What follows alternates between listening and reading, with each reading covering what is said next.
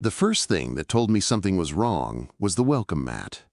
For 6 months, I had walked past apartment 3C every day.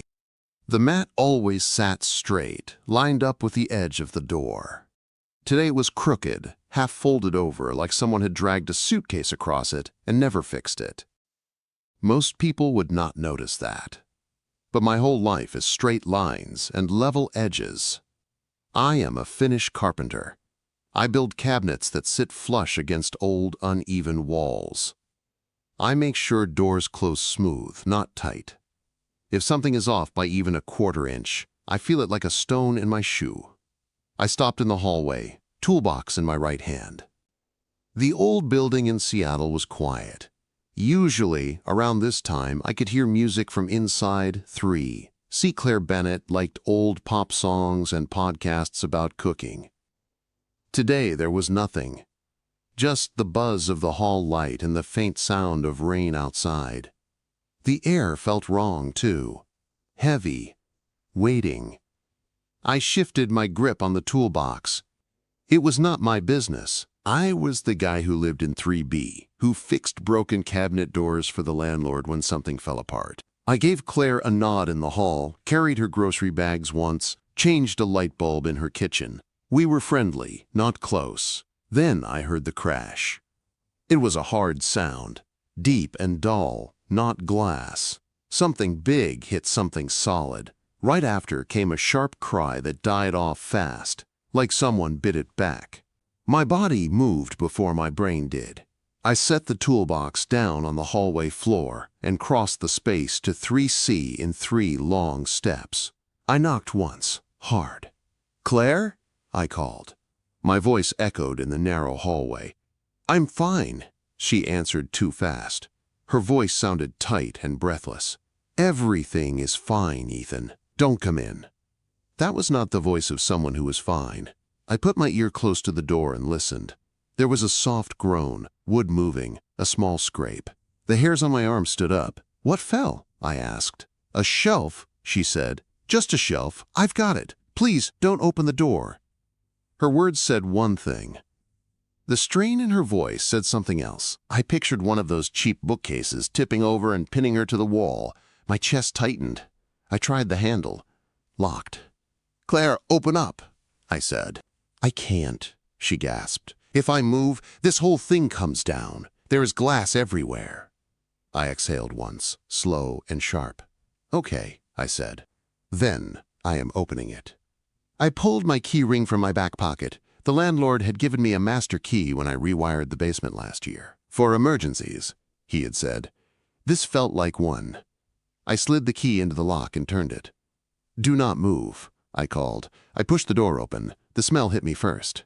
Coffee, vanilla candle, and something sharp like fear. The lights were on. For half a second, the place looked normal. A small, bright living room.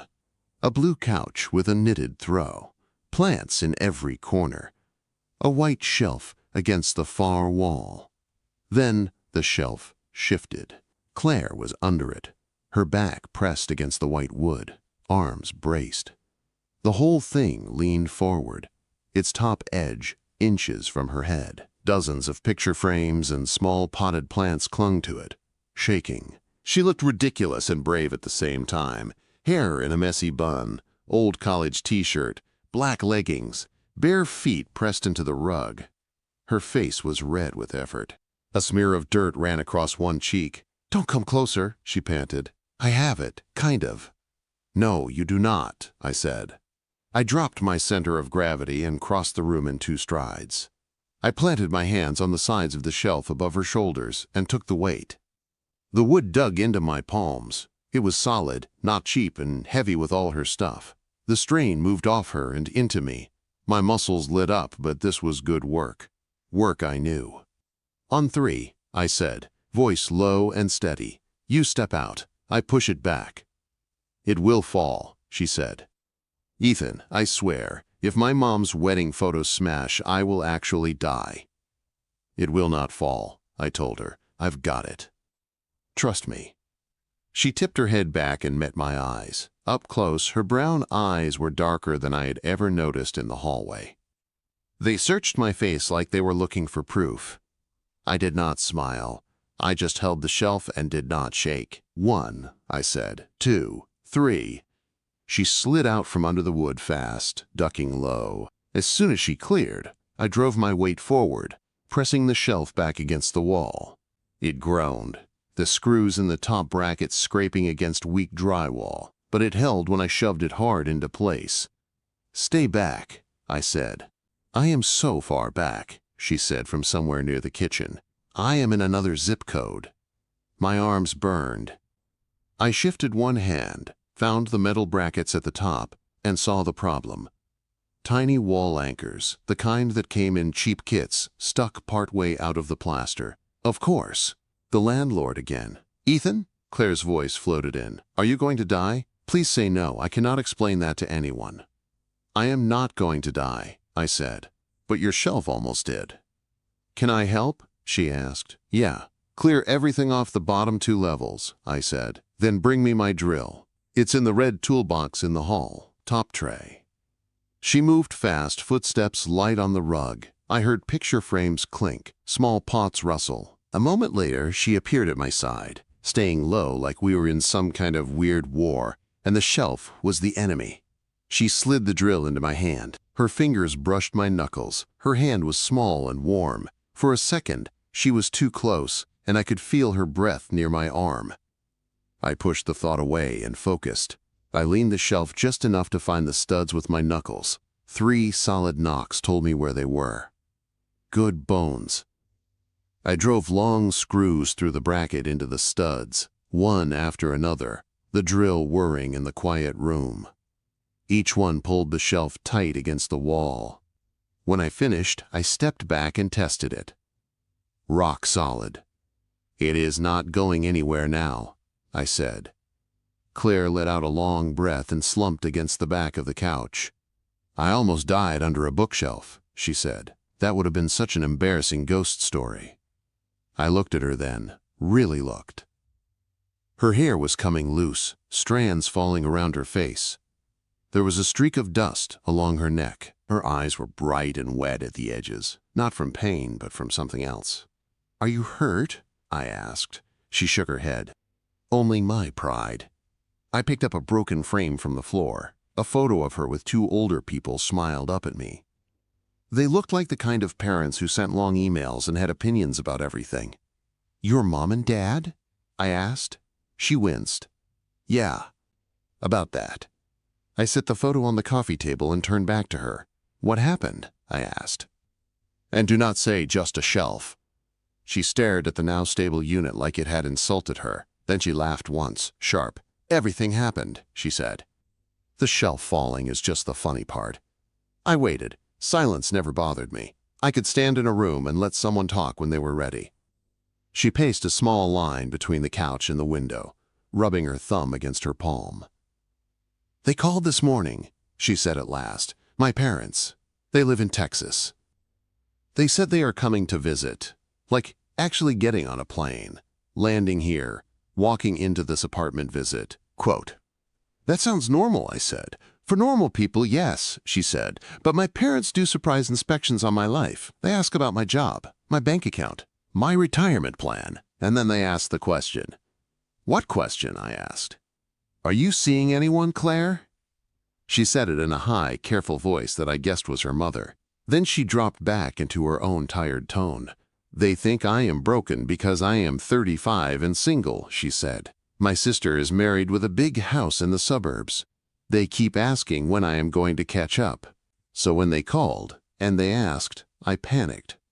I felt something low in my chest tighten. I knew panic lies. I had told a few in my life. "What did you say?" I asked. She stopped pacing, turned. Her eyes met mine. "I told them I am dating someone," she said quietly. "Someone solid. Someone who lives in the building and helps out. Someone who makes me feel safe." My heart thumped once, hard. "You made up a boyfriend," I said. Her mouth twisted. "I did not exactly make him up." I frowned. "What does that mean?" She swallowed. Her gaze dropped to the tool belt at my waist, the sawdust on my gray t-shirt, then back up to my face. "It means," she said, stepping closer. They are flying in tomorrow for 4 days, and they want to meet him. Meet who? I asked, even though part of me already knew. She took a breath like she was jumping into cold water. The guy the first told them about, she said. The guy who lives across the hall and fixes things when they break. The guy who is always on time and never makes a mess. She looked up at me, eyes wide and scared and hopeful all at once. You, she said. For a second I thought I heard her wrong. Me, I said. She nodded. You.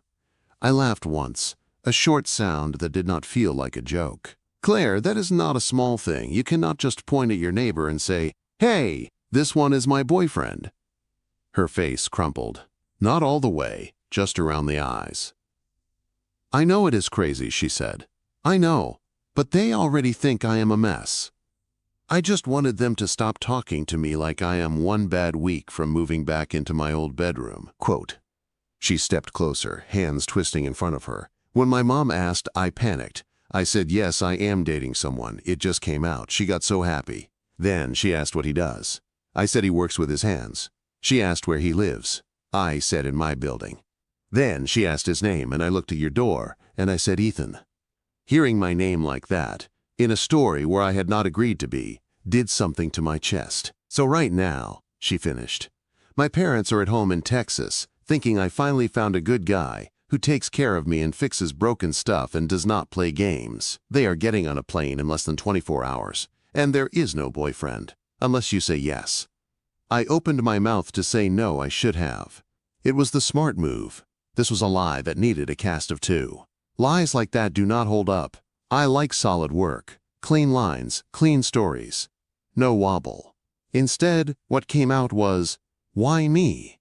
Her eyebrows pulled together. What? You could have said you were dating someone at work, I said. Or some guy who lives across town, someone they could not meet. Why did you pick the man who lives 10 feet away? She looked up at me like I was missing something obvious. Because you are the one who is here, she said. When the sink broke last month, you came in 10 minutes. When the power went out on my side of the hall, you had a lamp in your hand before I even found my phone. When my car would not start in the snow, you were under the hood in 5. You are steady, Ethan. That is what I told them. Steady. The word sank into me like a screw into a stud. I do not know how to be a fake anything, I said. Her mouth lifted at one corner. So be real, she said softly. Just for a weekend. Be the real you, but in my story.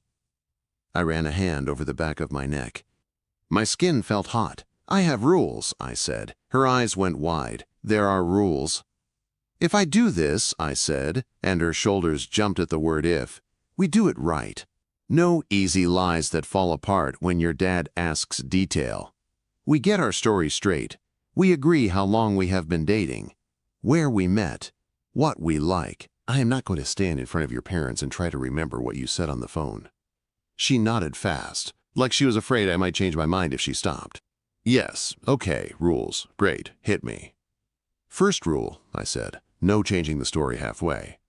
Second, if they ask something we did not plan, we tell the truth and bend it a little, not the other way around.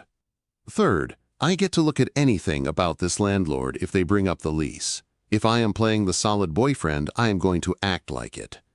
She blinked. You want to read lease papers? I want to know who is trying to push you out of the place you built, I said. If they are using small, cheap pieces like those wall anchors, I want to see it. Her face softened in a way that made my chest tight. You will do it, she whispered. You will really do it. I looked at the now straight shelf, then at her, then at the hallway that led back to my quiet, empty apartment. Yeah, I said slowly. I will. Relief washed over her so fast she had to sit down on the edge of the couch. She dropped her head into her hands for a second, then looked back up at me with a shaky laugh. I cannot believe I talked you into this, she said. You did not, I said. The landlord did, and your parents, a little. She smiled. It was small but real. Thank you, she said. Really? I nodded once, then checked my watch. Okay, how long have we been together? She chewed her lip. 3 months? Quote. Too short, I said. Your mom will say you moved too fast. 6 months, she repeated. Okay, we met. In the stairwell, I said. You tripped on the third step. It squeaks. I fixed it. You brought me cookies as a thank you.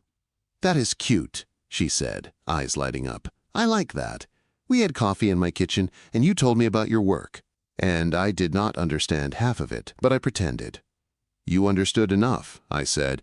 You know I like wood that does not lie. She laughed again. Easier this time. We spent the next half hour filling in our story. First date at the diner on the corner. Her favorite color was blue. Mine was dark green. She hated scary movies. I hated crowded bars. Small things. True enough to remember. When I left her apartment, the shelf was secure, and our fake history was set. The real problem was the way my pulse had not slowed down since she said my name on the phone in front of her parents. The next day, things moved faster than planned. I was in the basement workshop, sanding the edge of a maple shelf, when my phone buzzed. A text from Claire. They're here early. Help. My stomach dropped. I checked the time. 2:15. They were not supposed to land until 4. I looked down at myself. Old jeans, gray t-shirt with a streak of stain across the chest, sawdust on my arms. I thought about changing.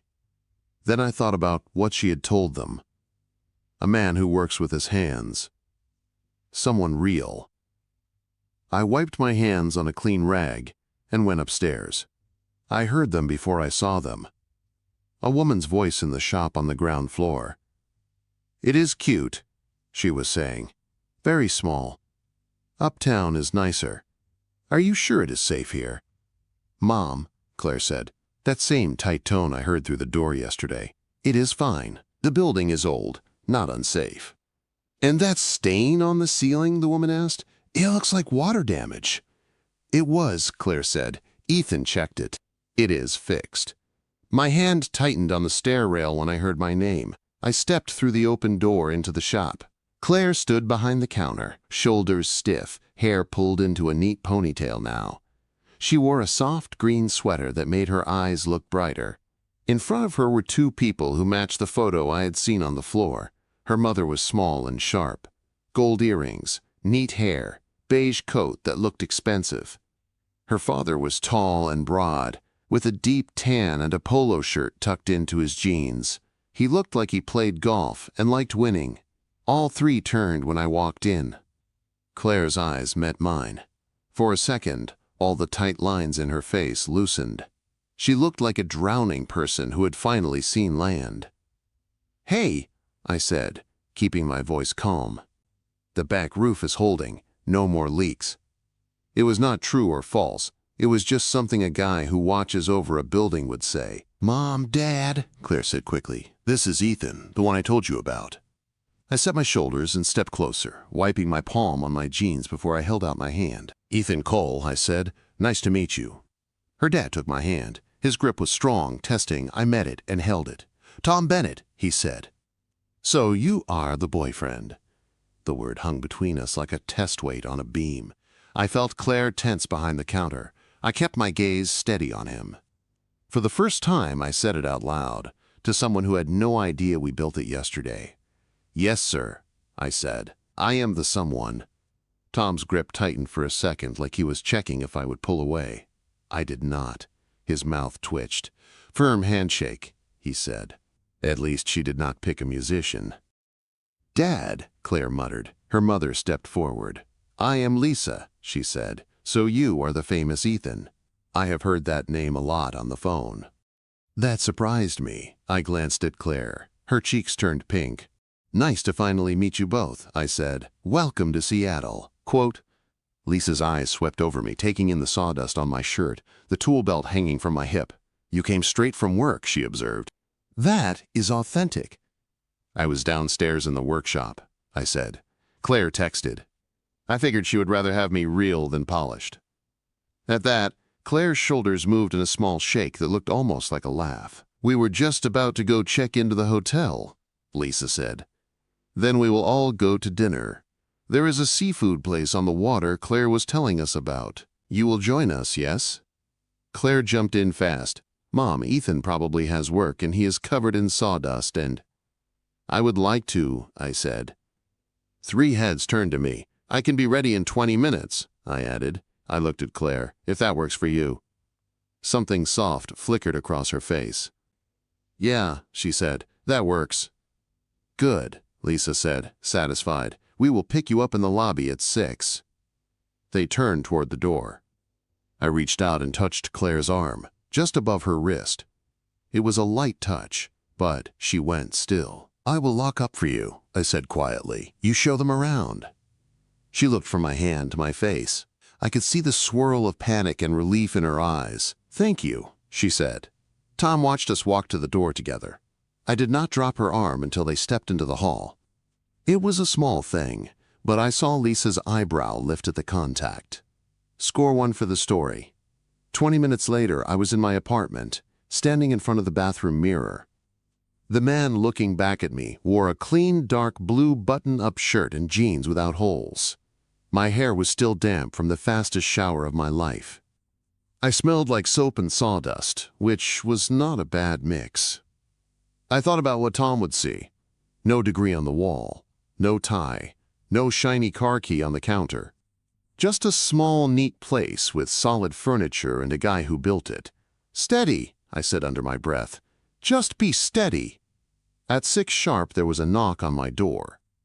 I opened it to find Claire. The sight of her hit me harder than I expected. She wore a simple black dress that stopped just above her knees, with a green scarf at her neck that matched her eyes. Her hair was down, waves brushing her shoulders. She looked softer than the stressed woman from the shop, but there was still a tightness at the line of her mouth. "You clean up nice," she said. "So do you," I said. My voice came out lower than usual. "You okay?" "No," she said honestly. "But you are here, so that is helping." She reached for my arm as we walked down the hall. The move was casual, like she had done it 100 times. Her hand curled around my bicep. It felt natural in a way that made me a little nervous. We met her parents in the lobby and drove to the restaurant together. The place sat on the edge of the water, all glass walls and soft lighting. A server led us to a table by the window, where the gray bay stretched out under a low sky. As soon as we sat, Tom opened the menu and ordered wine without asking. Lisa fussed with her napkin. Claire sat beside me, close enough that our shoulders brushed. "So, Ethan," Tom said once the menus were down, "what exactly do you do besides fix leaky ceilings in this old building?" "I build custom furniture," I said. "Tables, shelves, built-ins, mostly for private homes. Some shops and offices. The building work is part trade for my workshop space." "No college degree?" he asked. "No, sir," I said. "Learned from my grandfather. He was a carpenter. I picked up power tools before I learned how to drive." Tom said. "And that pays the bills?" "It does," I said. "Takes time, but people pay for good work." Lisa leaned forward. "Do you have a 5-year plan?" she asked. "My husband always tells our girls to think 5 years ahead." "Lisa," Claire hissed. "It is a fair question," Tom said. I took a breath. 5 years from now," I said slowly, "I want to have my own shop front instead of just the basement. I want to be booked out for months because people know if they order something from me, it will last longer than they do. I want to have enough work that I can pick projects I care about." Lisa seemed pleased by that. Tom, too, a little. "And what about you and Claire?" Lisa asked, eyes sharp now. "Where do you see that in 5 years?"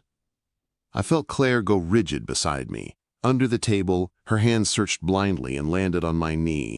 Her fingers gripped hard. I put my own hand over hers. "Well," I said, and turned to look at her. Her face was pale, eyes wide. I softened my voice. "We only made it official 6 months ago. I am not going to stand here and give you a wedding date. That would be dishonest." "But I can tell you how I move." Tom raised an eyebrow. "How you move?" "I do not start something I do not plan to finish," I said. "Not jobs and not relationships. If I am here, it is because I see a future. I would not be sitting at this table if I was just passing time." Claire's hand loosened under mine. She let out a breath I do not think she knew she was holding. Lisa studied me. You sound very sure for someone so new, she said. I am sure of myself, I said. Claire and I are still learning each other. But what you can count on is that I do not disappear when something gets hard. That is how I was raised. Tom nodded once. Actions talk, he said. So far, I see a lot of talking. Dad, Claire snapped, heat in her voice. It is okay, I said to her before the fight could start. I looked back at Tom. You are right. Words are cheap. So I will show you something instead. He frowned. What is that supposed to mean? It means there is a real problem we can solve, I said, right now, with this building. Claire told me your landlord is hinting at a lease change. I have seen the way he cuts corners. If he thinks he can push her out or raise her rent for bad work, he is wrong. I can prove it. If you have questions about whether I take care of her, watch how I handle that. The table went quiet. The server came and went without anyone noticing. Tom sat back. He sent a notice this morning, he said slowly. Said there would be an inspection. Said the wiring might not pass. Sounded like trouble. Then let me handle it, I said. If I cannot, you can tell her to pack up and go home. Fair enough? He studied me for a long moment. Fine, he said at last. I will give you the weekend. Quote. After that, the questions softened. Lisa asked about how we met. Claire jumped in now, telling the stairwell story we had rehearsed, adding little details that made it sound almost too real. She talked about how I brought her a plant after she was sick. That had actually happened. I just had not thought of it as romantic at the time. Under the table, her hand stayed on my knee. At first, I thought it was just part of the act, but she did not move it, even when the conversation drifted away from us. Every few minutes, her thumb brushed small circles against the denim of my jeans. Each one felt like a small truth.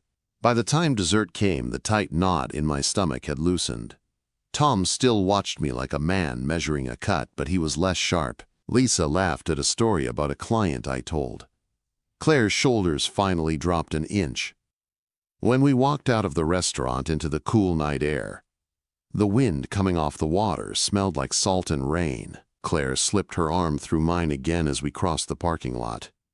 Behind us, her parents walked a few steps back. You did great, she whispered. I almost believed we were real. We are real, I said without thinking. The label is the only thing that is fake. She went quiet at that. Tom caught my arm just as we reached the car. A word, he said. Claire looked worried. I gave her a small nod and followed him a few steps away. He folded his arms. I do not hate you, he said, which is a good sign. Thank you, I said. But I am not convinced, he continued. My daughter has a habit of picking causes. Stray dogs, stray people, projects. You look like a man who fixes things. I do not want her trying to fix you. I met his eyes. I am not broken, I said, just not polished the way you might have pictured. Maybe, he said. Either way, let me be very clear. She is 35. She wants a life, not a story. If you are playing along because you feel sorry for her or because you think this is some kind of fun drama, stop now. Let her go. She has a home she can come back to. I thought of Claire pacing her living room, talking about pity in her parents' voices. I know she does, I said, but she also has a life here. She is not a project. She is a person who built something from nothing and is scared to lose it. I am not doing this for fun. I am in it because I want to see her keep what she built. Tom watched me for another long beat, then he nodded once. Tomorrow, he said, when this landlord shows up, I will be there. I will see how you handle it. That will tell me more than any speech at dinner. He turned toward the car. Before he could take a step, my phone buzzed in my pocket. I pulled it out and saw a new message from the landlord. Mark. Change of plans. City inspector coming Thursday at 9. If shop fails, commercial lease is done. My heart kicked hard against my ribs. Tom saw my face change. Problem? He asked. I looked at the screen, then at him, then back at Claire by the car, her scarf blowing in the wind as she watched us. Yeah, I said. Big one. And for the first time, the fake boyfriend story felt less like a game and more like a deadline hanging over both our lives. I did not sleep much that night. When we got back from the restaurant, Claire walked me to my door. Her parents rode the elevator up to their hotel room, still whispering about inspections and lease law. "Thank you," she said quietly in the dim hall. The old light flickered above us. "For all of that." "You are welcome," I said. "Tomorrow we start on the wiring. If Mark wants to bring an inspector, we will be ready." She bit her lip. "You do not have to work through the night for me." "I know," I said. "I am doing it anyway." Something moved across her face, soft and warm. For a second, she leaned in like she might hug me. Then she stopped herself and wrapped her arms around her own waist instead. "Good night, Ethan," she said. "Good night, Claire." I spent the next 2 days between the crawl space, the back room of the shop, and my truck. The building's bones were better than I expected, but some of the old wiring was bad. I ran new conduit, replaced outlets near the sink with proper GFCI, and labeled the panel so clearly a kid could read it. Claire showed up every few hours with coffee or water or something in a paper bag. "You need to eat," she said once, standing in the doorway while I crouched near an outlet. "I ate yesterday," I said. "Ha," she said flatly. "Bite the sandwich, Cole." I took it from her hand. Our fingers brushed. She did not pull away quickly this time. Her parents came by the shop twice. Lisa tried to rearrange a display. Tom asked questions about what I was doing in the back room. I answered each one straight. No fake confidence. Just the steps, the facts, the plan. On Wednesday night, I was standing on a ladder in the back, stapling up the last stretch of cable, when I heard the door open. I expected Claire. Instead, it was Tom. He stepped into the room, taking in the open junction boxes and neat runs of wire. "You pulled all of this in 2 days?" he asked. "Some of it was already here," I said. "Just not safe. This is better." He watched me as I climbed down the ladder. "You work hard," he said. "I try to do it right," I answered. He rubbed his jaw. "When I was your age, I thought people without suits on were lazy or unambitious. I have been watching you. I was wrong." I did not know what to say to that, so I just nodded. He cleared his throat. "If this passes tomorrow, she stays," he said. "If it does not, I am asking her to come home. I will not watch my daughter drown in someone else's bad investment." "I understand," I said. "Then you should hope I wired it well." He huffed out a small laugh. "That is what scares me. I think you did." Thursday morning came fast. The shop felt different when I walked in at 8:30. Claire was already there, standing behind the counter, straightening stems that did not need straightening. Her parents sat on the small bench near the door. Lisa gripped her coffee cup like a life preserver. Tom checked his watch twice in 5 minutes. "You okay?" I asked Claire. "No," she said, "but you are here, so I am pretending." Mark arrived at 8:55 in a dark coat that did not fit right, and an expression that said he expected to win. The inspector came right after him, a guy named Morales I had seen on another job once. "Morning," Morales said, flipping open a clipboard. "This, the space with the questionable wiring?" "The space with the new wiring," I said. "Back room, I will walk you through it." We went into the back. I showed him the panel, the new breakers, the gauge of the wire. He checked every outlet, tested the GFCI, checked the lights and the emergency exit sign. He climbed the small ladder and checked the ceiling junction box I had reworked at midnight. The only sounds in the room were his tester beeping and my heart pounding. After 20 minutes, he snapped his tester shut. "This is clean work," he said. "Better than most of what I see in these old places. Pass." The word rang in my head like a hammer on metal. "Pass," he repeated for Mark, writing it on his form. "You can renew the commercial lease. If anything, you should have this guy fix the rest of your building. Half your issues would go away." Mark's face twisted for a second, then smoothed out. "Fine," he said. "I will have the renewal drawn up by tomorrow." "In writing," I said, "with the terms we talked about, no mystery fees." He glared at me. 3% increase, 12-month term, option to renew, that is it. And you replace the roof over the stairs this summer, I added. You know it is bad. If you do not, Morales will be back for that next. Morales raised an eyebrow. He is not wrong, he said. I saw the soft spots on my way up. Mark threw up his hands. Fine. He stormed out of the room. Morales gave me a small nod, then followed. When we stepped back into the shop, Claire's eyes went straight to my face. Well? She asked. Pass, I said. She made a noise I had never heard from her before, half laugh, half sob. Then she ran around the counter and straight into me. The impact pushed me back a step. I caught her automatically, arms going around her waist. She buried her face in my chest and held on like I was the only solid thing in the room. You did it, she said against my shirt. We did it, I corrected. Her parents stood watching. Lisa's eyes were shiny. Tom's mouth was set, but there was something proud in the lines. After a minute, Claire pulled herself together and stepped back, cheeks red, eyes bright. Sorry, she said. Do not be, I said. You earned that hug. Tom cleared his throat. So the shop stays, he said. Yes, Claire said. The shop stays. And you? Lisa asked gently. What are you going to do? Claire looked at them, then at me, then back at them again. I need to tell you the truth, she said. My chest tightened. This was the part one had tried not to think about. The part where the story cracked. Mom, Dad, she said, voice steady now. When I told you on the phone that I was dating someone, that was a lie. Lisa's hand flew to her mouth. What do you mean? She whispered. I panicked, Claire said. You asked that question the way you always do. Like there is something wrong with me because I am alone.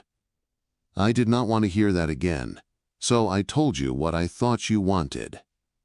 I said there was a man. I said he lived in the building and helped with things and made me feel safe. Then I looked at Ethan's door and used his name. Claire, Tom said, voice low with warning. She held up a hand. But here is the thing, she went on. I was not completely lying. He does live here. He does help me. He does make me feel safe. I just had not actually asked him if he wanted to be my boyfriend when I told you he was. Lisa looked from her to me and back again, confused.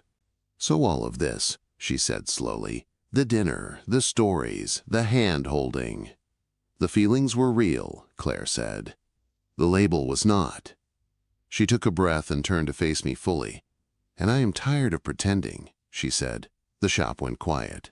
Even the small cooler in the corner seemed to hold its breath. I dragged you into this without asking, she said to me. You did not owe me anything. You could have told them I was lying and walked away. Instead, you rebuilt half the back room and stood between me and a landlord who sees me as a line on a spreadsheet. You worked through the night so this place could stay open. You made my dad listen. You did more than any fake boyfriend would have done. Quote.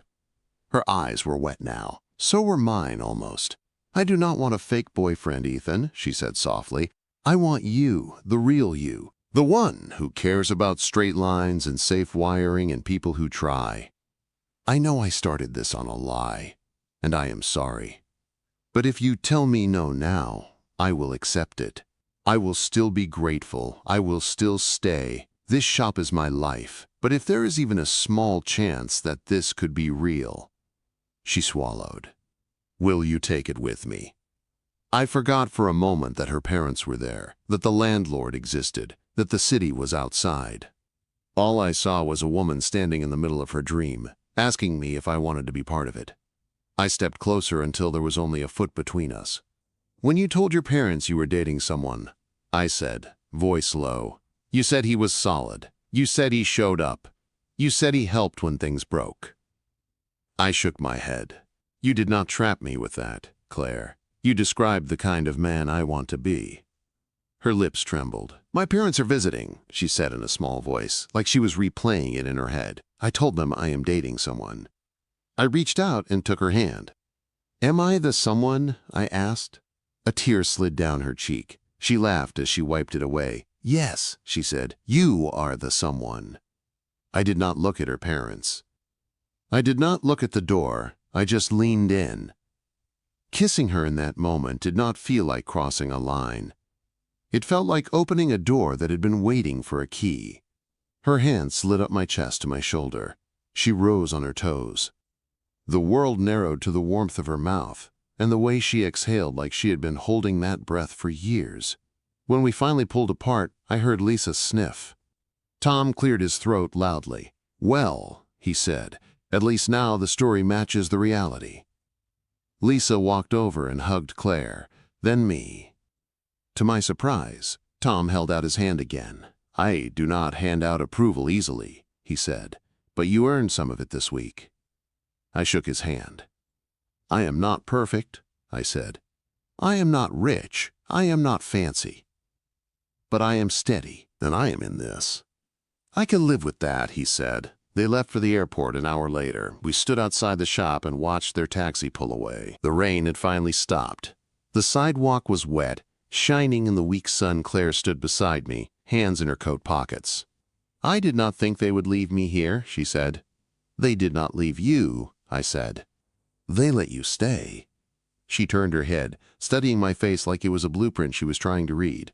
"So," she said softly, "we are really doing this. No pretending, no scripts." "No pretending," I agreed, "but I might still bring you plants when you are sick." She smiled. It was the kind that reached her eyes and settled there like it planned to stay. "Deal," she said. I reached for her hand. She slid her fingers between mine, like they had always belonged there. Buildings can survive a lot if the foundation is good. You can patch cracks and fix leaks if the base is solid. Lies are like bad anchors in weak drywall.